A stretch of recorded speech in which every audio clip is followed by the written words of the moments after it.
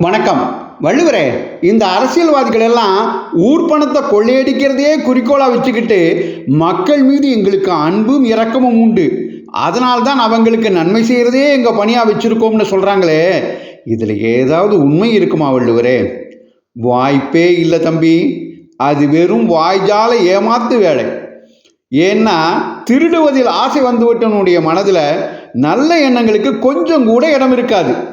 ஒரு பொருளை திருட நினைத்து பொருளுக்கு சொந்தக்காரன் எப்படா ஏமாறுவான்னு பார்த்துக்கிட்டு இருக்கவங்க கிட்ட அவர்கள் மீது இறக்கப்பட்டு அன்பு செய்யும் குணம் இருக்கவே இருக்காது. இதைத்தான் அருள் கருதி அன்புடையராதல் பொருள் கருதி பொச்சாப்பு பார்ப்பார்கன்கில்னு கல்லாமை அதிகாரத்தில் 285வது குறளாக எழுதி வச்சேன். அசத்திட்டீங்க வள்ளுவரே. அருள் கருதி அன்புடையராதல் பொருள் கருதி பொச்சாப்பு பார்ப்பார் கண்கில். அடுத்தவன் பொருளுக்கு ஆசைப்படுறவன் நெஞ்சில் அருளுக்கோ அன்புக்கோ இடமே இல்லைங்கிறத தெளிவுபடுத்தி ஊர் பணத்தை கொள்ளையடிக்கிறவன் மக்கள் மேலே அன்பு இருக்குன்னு சொன்னால் அது வெறும் பசப்பு வார்த்தைங்கிறத நாம் புரிஞ்சுக்கணும்னு எங்களுக்கு புரிய வச்சுட்டீங்க.